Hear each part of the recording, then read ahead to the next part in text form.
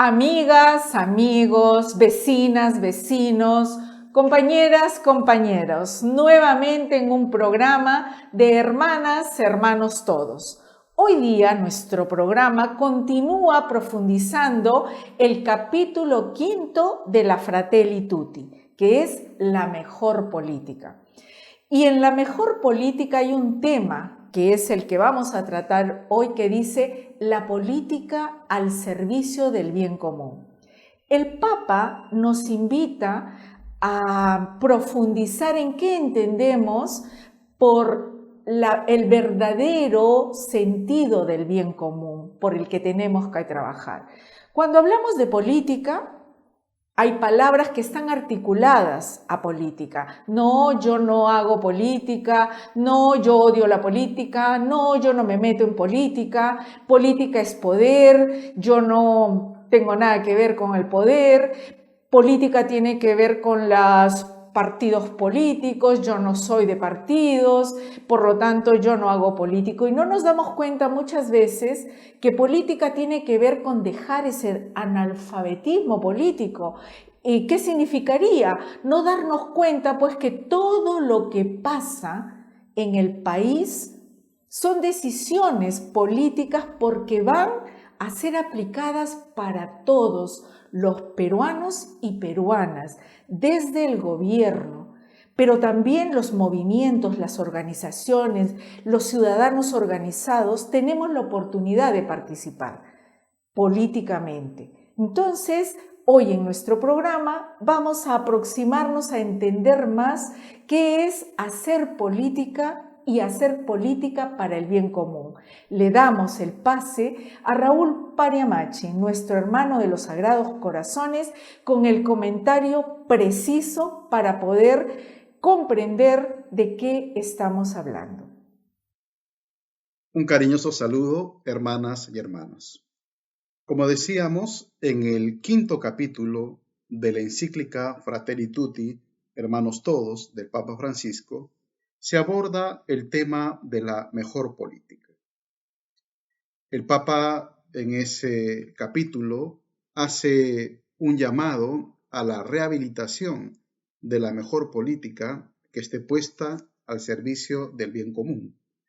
En realidad, ya en su exhortación Evangelii Gaudium, al inicio de su pontificado, el Papa había dicho que ya no se puede decir que la religión debe recluirse en el ámbito privado y que está solo para preparar las almas para el cielo, sino que la Iglesia tiene todo el derecho de participar en la vida política de los pueblos. El Papa, en la encíclica Fratelli Tutti, reconoce algo que es muy cierto, que la política para muchos hoy es una mala palabra. Esto se debe en buena medida a los errores, a la corrupción, a la ineficiencia de muchos políticos en el mundo entero.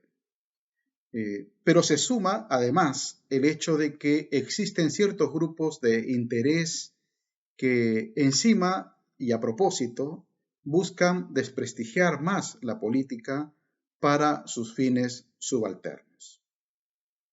En cualquier caso, el Papa se pregunta si es posible un camino hacia la fraternidad universal sin la participación de una buena política.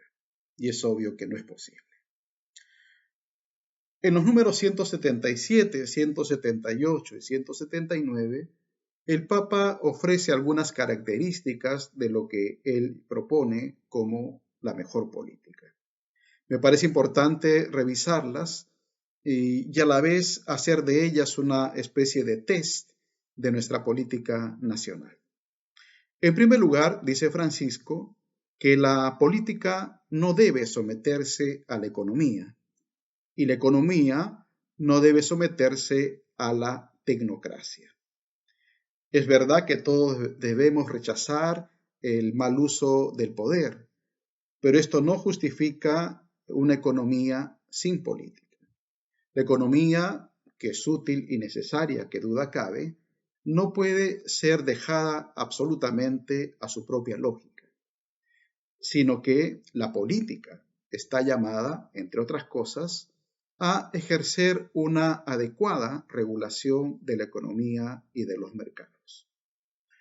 En segundo lugar, dice Francisco, la política muestra su grandeza cuando trabaja pensando en el bien común a largo plazo, con metas amplias, con sentido amplio, superando así los intereses mezquinos que muchas veces inundan el ejercicio de la política. El Papa reconoce que pensar a largo plazo no siempre sirve de mucho a los fines electorales, pero sí sirve de mucho a los intereses de una nación, a la construcción de un proyecto para el país. Y en tercer lugar, dice Francisco, la política debe atender no solo a los problemas coyunturales inmediatos, sino también y sobre todo a las fallas estructurales históricas, que no se resuelven con algunos parches, sino con medidas profundas. Una sana política tiene que liderar estos cambios radicales, convocando a los más diversos sectores y a los saberes más variados.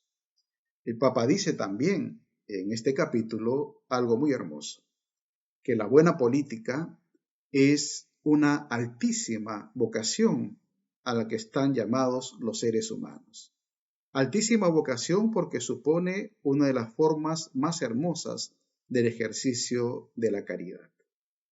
Recordemos entonces que todos nosotros tenemos la responsabilidad de colaborar en la rehabilitación de la mejor política puesta al servicio del bien común. Muchas gracias.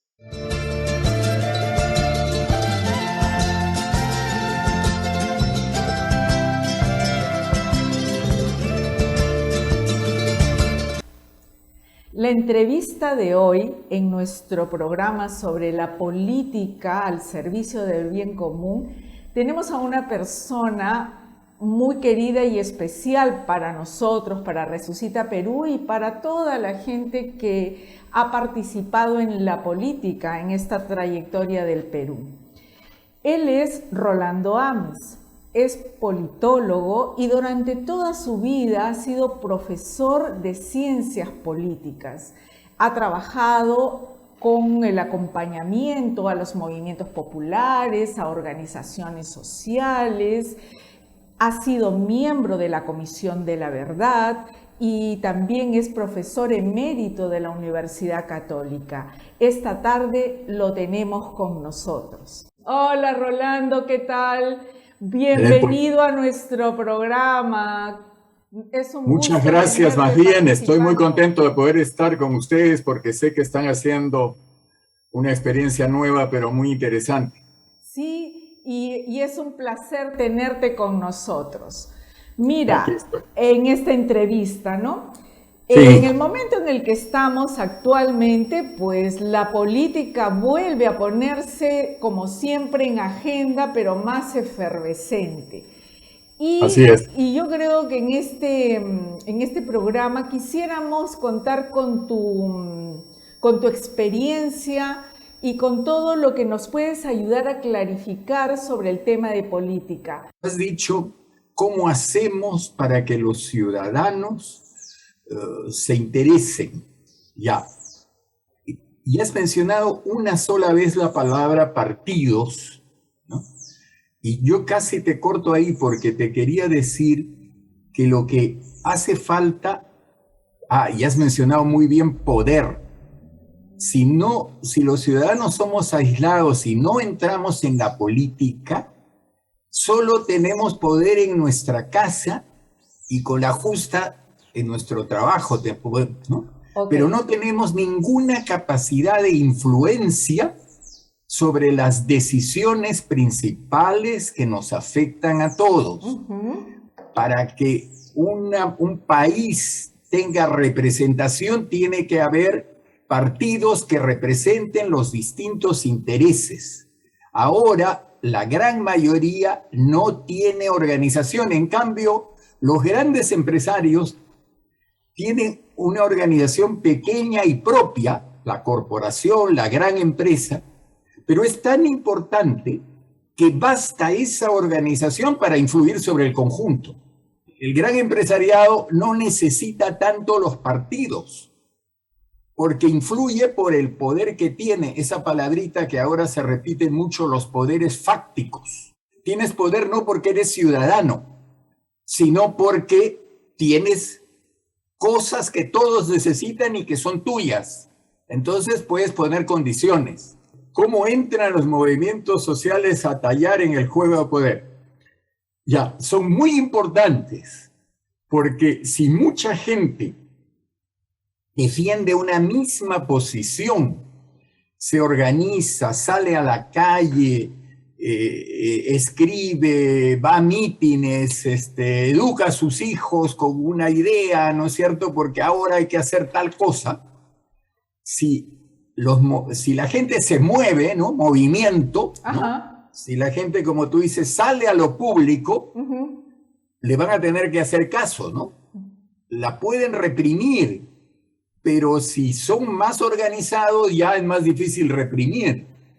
Entonces, el camino es la organización, pero, escúchenme bien, son insuficientes. Insuficientes para que haya verdadera democracia en un país. Los movimientos sociales han logrado crear atención, ¿no es cierto? Pueden lograr hacerse escuchar, pero entre que te escuchen y que acojan tu propuesta, aunque sea en parte, ahí hay todavía un camino. Ese camino es el camino estrictamente político. Hablamos tanto de política, como tú dices, ¿no? Y todo el mundo dice lo mismo y se mezcla. Porque estamos en una crisis que ha hecho ver que no basta el crecimiento económico. Para los que tienen poder económico, la política es una cosa secundaria, porque los políticos son demagogos, mienten y son ladrones. Pero los bienes que se producen son de los privados. Y si no hay una autoridad pública que redistribuya, los privados se hacen supermillonarios, algunos, por supuesto, pero hacen funcionar la economía. Estamos ante un problema moral muy importante. Por eso es importante la palabra del Papa. El Papa entra en política como nunca ha entrado, pero no a un partido. Así es, sí, correcto. Entra a decir lo que estamos diciendo. La política es fundamental, la política tiene que ser ética. El mundo está mal. Ojo, ¿no? Aquí estamos muy absortos naturalmente porque es muy importante el debate actual de cómo va a gobernar Pedro Castillo, si lo va a hacer bien, si se le va a permitir hacer su programa y si él va a corregir los malos nombramientos. Todo eso es muy importante. Pero si no hay mayor justicia social en el mundo, el Perú no va a poder lograr sus objetivos. ¿Cómo nos formamos políticamente en este nuevo contexto? Necesitamos esa educación, ¿cómo hacerla? Yo creo que en este momento la gran lección es meternos, pero en serio, a leer. Hay que leer los editoriales de los periódicos, hay que buscar buena información, hay que tratar de entender. Esta educación que tú dices es un proceso como de que tenemos que liberarnos del lavado de cerebro que nos han hecho durante 30 años. Correcto. En la práctica, con respaldo práctico, porque la economía creció. Es bueno que la economía crezca, es necesario que la economía crezca. Necesitamos limpiarnos de un lavado de cerebro que nos han hecho en 30 años diciéndonos que preocúpate de lo tuyo y no te preocupes de los demás. En el fondo yo creo que hay un dilema moral, es ética o solidaridad, si quieres. ¿Tendrías algunas palabras para poder cerrar este espacio que tenemos de diálogo? Que así como yo dije antes que las organizaciones de protesta, los sindicatos, los movimientos sociales son muy importantes, pero son insuficientes, yo diría que entonces lo primero que hay que hacer es fortalecer esos movimientos y esas organizaciones. Necesitamos que en un país tan complicado como el Perú tengamos pues a lo más como 3 grandes, ¿no?, fuerzas, para que de esa manera haya canales para que a la política, a la maquinaria de la política que decía, a la toma de decisiones lleguen los intereses de los campesinos, de los olvidados. Y por eso es tan importante la figura de Pedro Castillo, porque viene de allí. Es muy bueno, pero es muy bueno no solo pues para Perú Libre. Hay que reconocer que con toda su mediocridad, el Estado peruano ha sido capaz de organizar unas elecciones y de darle el triunfo al que ganó solo por 40.000 votos. Y se lo ha dado. Es decir, tenemos una organización muy débil, pero que funciona. Hay que cuidarla. Porque si tú le das de papazos para mejorarla, mejorar también requiere mucho cuidado. Creo que en eso todos instintivamente estamos en muy buen momento para hacer las cosas bien en el Perú. Muchas gracias, Rolando. Espero que Resucita Perú pueda seguir adelante con este programa que tienen ustedes y que este programa crezca, se desarrolle y sea parte de esa nueva forma de enseñar y de practicar una buena política. Gracias, Rolando. Un abrazo y nos vemos en otra oportunidad con certeza. Ok, a tus órdenes. Hemos podido tener a lo largo de esta larga entrevista, que tendremos ocasión de escucharla, pero que para el programa vamos a extraer solo 10 minutos, de poder no solo instruirnos a nivel de las ideas, sino también de los afectos, ¿no? ¿Y para qué? Para que podamos continuar modificando esa práctica en el cotidiano de poder articular y poder vivir una política en la vida cotidiana.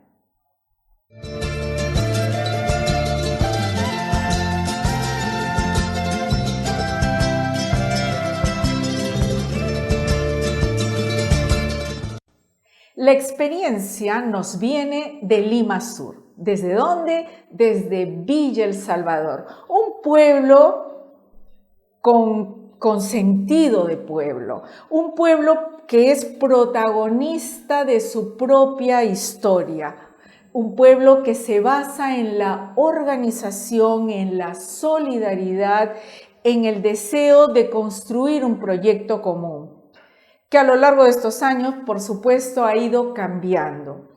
Es un pueblo que además ha sido reconocido, es emblemático.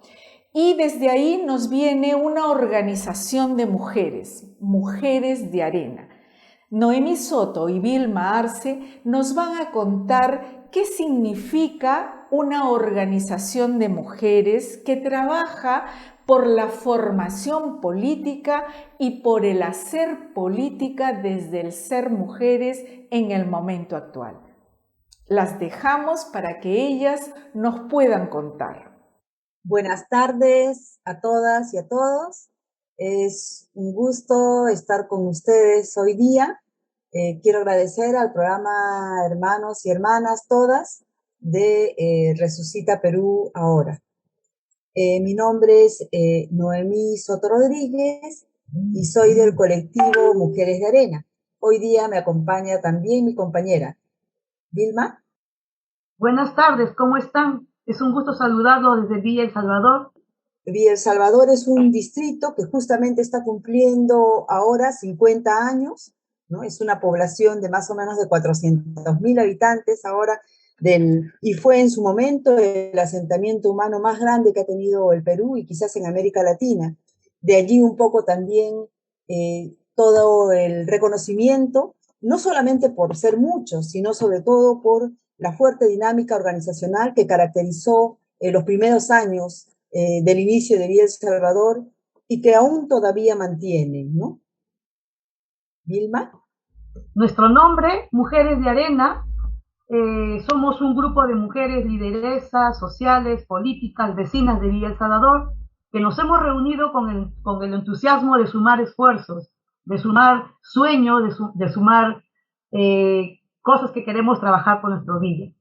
Nos junta nuestras capacidades, nuestros conocimientos, las diferentes experiencias que tenemos y nuestra riqueza cultural desde Villa El Salvador, de nuestros ancestros, hacen que esta identidad de Villa El Salvador con su historia nos llamemos Mujeres de Arena. Desde el año 2015 nos hemos juntado en la idea de responder a un conjunto de problemas que en Villa El Salvador, a pesar de toda su experiencia, su rica experiencia organizacional, todavía se tiene, ¿no? Y tiene que ver con, digamos, toda la violencia que se viene dando, la violencia doméstica, la violencia hacia las mujeres, pero en general en un clima de violencia que vive el país, en términos de relaciones, en términos de cómo nos hemos estado, cómo estamos ejerciendo también nuestra ciudadanía, ¿no?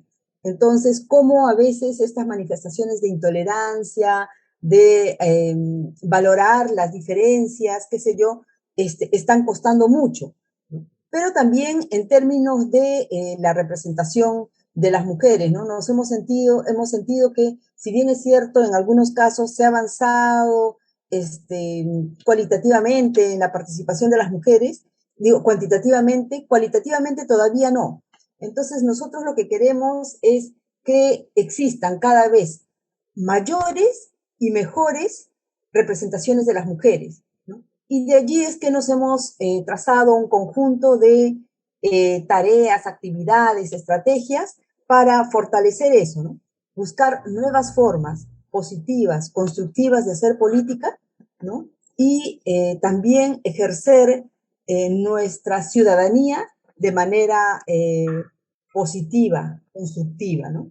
Es importante la participación de las mujeres justamente porque queremos cerrar esas brechas de inequidades, de violencias que generan a las mujeres. Entonces, como colectivo de concertación hemos buscado justamente trabajar estas propuestas desde diferentes espacios, diferentes actividades, organizándonos, conformando redes, conformando acciones, alianzas con otros grupos. Participamos en diferentes espacios, ¿no? Como Mujeres de Arena participamos incluso hasta en 4 espacios distintos, ¿no? Que lo que buscan es generar articulación, porque de eso se trata. No solamente es que trabajemos o desarrollemos actividades, sino de ver cómo vamos sumando, vamos estrechando lazos y vamos mejorando también esa relación, ¿no? Entonces, nosotras hemos decidido actuar. Uno de los ejes que nosotros estamos trabajando con más fuerza es el tema educativo, el tema de la reflexión, el tema del análisis, ¿no? Buscamos que construir conocimiento, conociendo nuestra historia, caminando Villa, y además analizando incluso los enfoques de desarrollo que Villa El Salvador ha tenido, ¿no? Entonces, hemos generado espacios de diálogo, de propuestas, ¿no? Y una de las actividades que a nosotros nos pareció importante, decisiva, tiene que ver justo con la Escuela de Formación Política para Mujeres. Esta Escuela de Formación Política para Mujeres se llama Tiempo de Mujer. Esta es una experiencia que la desarrollamos de manera totalmente autogestionada. Nosotros somos una organización comunitaria básicamente, no tenemos ningún tipo de financiamiento, sino sobre todo lo que hacemos es aportamos nosotras mismas, hacemos actividades, pero también en la escuela muchos de los facilitadores, gente que viene a capacitar, lo hace también de manera voluntaria, lo hace también con mucho desprendimiento y solidaridad, ¿no? Entonces, nosotros hemos estado trabajando estas escuelas, ya son como 5 años que hemos venido impulsando en diferentes lugares de Villa El Salvador, y esto está dirigido a mujeres líderes o vecinas y vecinos que quieren participar también en su comunidad de manera más activa, ¿no? Un poco los temas que hemos venido desarrollando, ¿no? Han tenido que ver con liderazgo, autoestima, identidad de género, pero también conocer un poco lo que ha sido la lucha de las mujeres por la conquista de los derechos. Es para valorar todo el proceso, pero también para entender que las mujeres hoy tenemos un rol. que todos tenemos que responder a la historia en la cual vivimos. Entonces, tenemos una acción, ¿no? Entonces, a partir de eso hablamos de los derechos políticos, la ciudadanía, qué desafíos tenemos, ¿no?